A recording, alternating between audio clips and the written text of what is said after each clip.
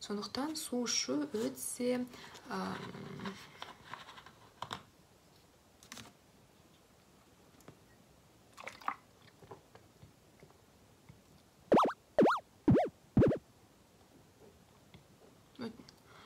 бәріне сәлем. Бүгінгі менің видеомда мен сендермен қалай мен прыщиктарды, акнені жеңгенім жайында айтып беремін. Ең басты ережелерді айтып шығатын болсам, ол ең бірінші дұрыс тамақтану. Екіншісі дұрыс бет күтімі. Үшіншісі дәретханаға дұрыс барып жүру. Сосын төртіншісі спортпен айналысу болады. Яғни спортпен емес, өздеріңіз жақсы көретін затпен айналысу. Себебі көп қыздарда олар денесі, яғни индикатор болып жұмыс атқарады. Яғни егер адам өзіне ұнамайтын затпен жұмыс істеп жүрсе, онда денесінде әртүрлі сондай тері аурулары пайда болады. Сондықтан өздеріңіздің сол жан дүниеңізбен бірге гармонияда жұмыс істеуге кеңес беремін. Бірінші тамақ жөнінде айтып кететін болсақ, тамақтанған кезде ең бірінші ол қантты алып тастау керек. Сосын сүтті продукттарды алып тастау керек, яғни кефир, йогурт, творог, тағы да басқа сүттен жасалатын барлық продукттарды минимумға түсіру керек. Мысалға, мен бұрын кішкентай кезімде сүтті өте көп жейтінмін, сондай сүтті тауарларды өте көп жейтінмін.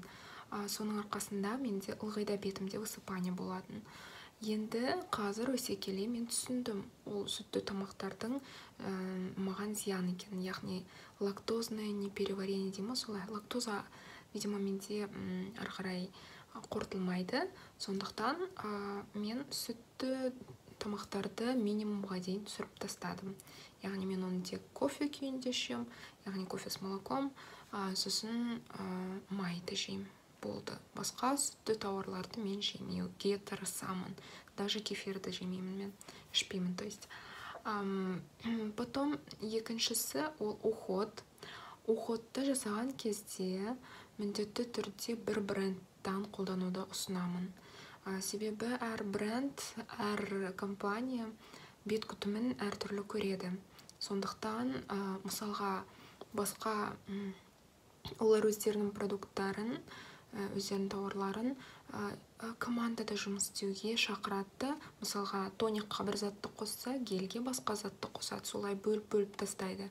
Ал егер сендер әртүрлі брендтан, әртүрлі тауарларды қолданатын болсаңдар, онда олардың ішінде дисбаланс болады. Олар шатасып кетеді, не істеу керектігін білмей. Сондықтан бір брендтан қолдануды ұсынамын.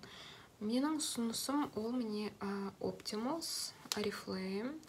Осы тауарлардың арқасында менің бетім қазір міне тап-таза, яғни тек постакне қалды, бірақ ол постакне прыщиктардан да көбірек кетеді екен, бірақ мен қазір онымен де жұмыс істеп жатырмын. Алайда осы прыщиктарды жеңуге көмектесетін менде сондай вот комплексный уход дейді. Осы тауарлардың бәрін қолданамын. Және мен сендерге қазір сол қолданысымды көрсетіп шығамын. Алдымен бетімді гельмен жуамын. Міндетті түрде гельді мына бір дозатордың кішкене басамында, өте ыңғайлы, яғни бұл дозаторы. Осында басамында бетімді жақсылап массировать етемін, сосын 1 минут ішінде массаж жасап тұрамын. Себебі 1 минут ішінде осы гельдің құрамындағы заттар беттегі кірмен жұмыс істеп үлгереді. Екіншісі ол тоник. Бұны мен яғни көптеген косметологтарға барып жүрдім ғой. Соның арасында китайская медицина да болды. Сол жерде қыздар маған тоникті бұл ғажайып су деп маған айтқан. Вот тоникті міне бұлай ватный дискі аламыз да, осы бір саусақтың көлемінде сүйіп шығамыз. Сосын, получается, қараңдар, былай жасауға болады. Осылай беттің бәрін сүртіп шығамын. Бұл тоник не үшін керек? Сендер жаңағы гельмен жуып тастайсыңдар беттегі бүкіл кірдің бәрін. Соның арқасында беттің pH баланс деген болады, кислотность. Яғни біз бәріміз қышқылдық заттарамыз ғой. Қышқылдан тұрамыз. Вот сол pH балансты тоник қайтадан қалпына келтіреді. Сондықтан осының бәрін былай дұрыстап жағып шығамыз.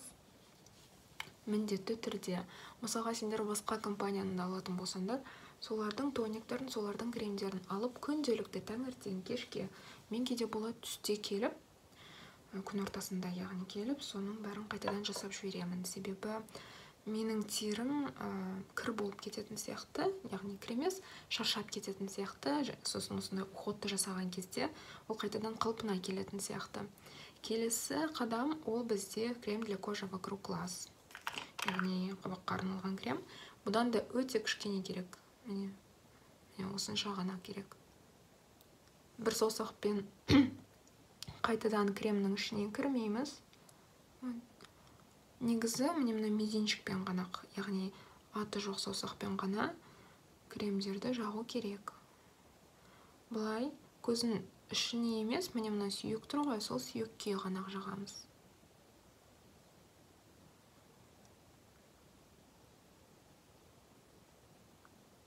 Міне массажды линиямен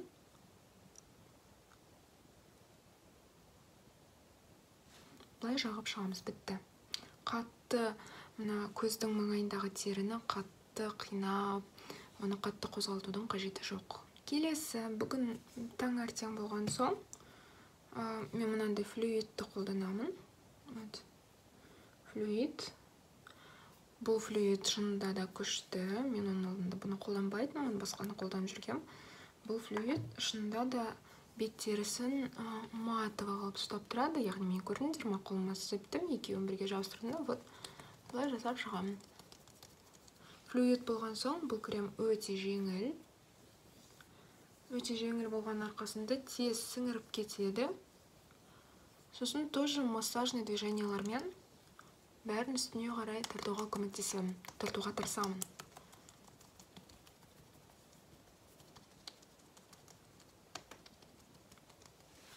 Тағы да бір айтып кететін ереже, ол макияжды аз тасуға тырысыңдар. Себебі кожа деген ол демалу керек, демалған кезде жақсы өзін сезінеді. Сондықтан мен мына SPF кремді жағамын таңертең. Міндетті түрде 50-ді қолданамын, себебі мына күн сәулесі тоже өте кішкене ғана жағамын. Күн сәулесі, яғни қартаюға тез әкеп соғады. Және мына ауада жүрген бос радикалдар біздің терімізге кіріп кетіп, тері структурасын құртады. Сондықтан осы SPF кремді жыл бойына мен жаға беремін. Осындай өте жұмсақ қылып. Мына Sun 360 деген бренд, линейка Oriflame компаниясының маған тоже ұнайды. Өте жақсы ылғалдандырады бет терісін. Және қатты сезілмейді. Міне бұлай. Негізі денеге де жағып шығуға да болады бұны.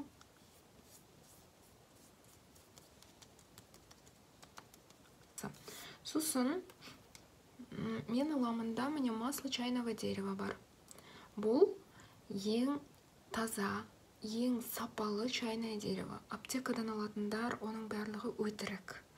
Оның құрамына по-любому басқа заттарды қосады, немесе подделканы жіберуі мүмкін. Ал мынау бізде оригинал. Сондықтан ең сапасы жақсы. Менде вот клиенттерім барлығы айтады, ең күшті деп. Міне бұлай басамын, бұлай жасаймын да. Сосын міне мысалы мына жерде қызарып тұр. Солай точечно жағам. Яғни бүкіл бет терісіне жақпай, прыщиктар бар болып тұрған жерге ғана жағам. Сонда 3 күннің ішінде олар кетіп қалады. Болды.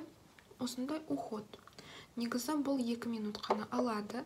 Бірақ бүгін мен сендерге айтып тұрған соң, ол өте көп уақыт алып тұр. Енді келесі 3-ші қадам, ол дәрісханаға бару. Міндетті түрде. Яғни дәрісханаға барар алдында ылғида су ішу керек. Өте көп су ішу керек. Себебі су ол біздің организміміздағы барлық жаман заттың барлығын шығарады.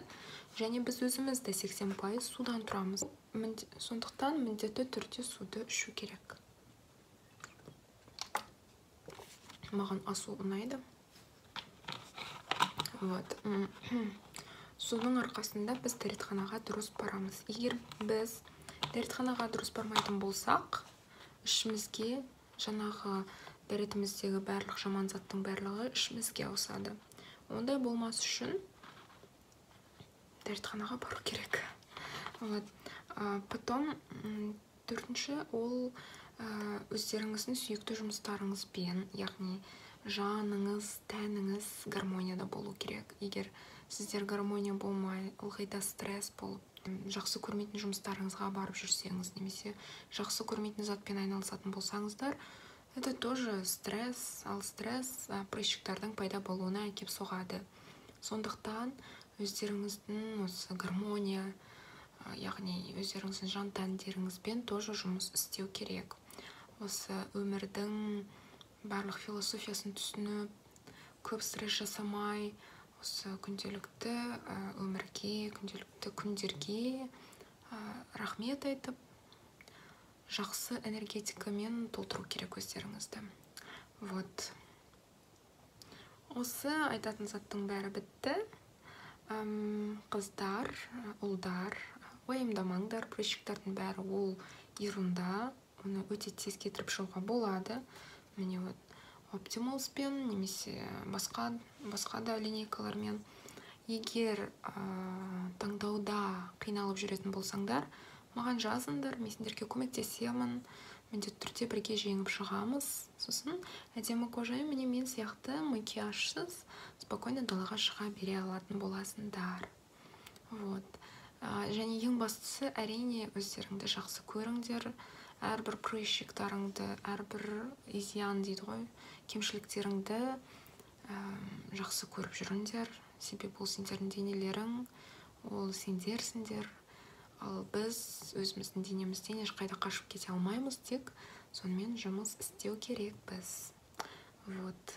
Сондықтан достар, барлықтарыңа сәттілік.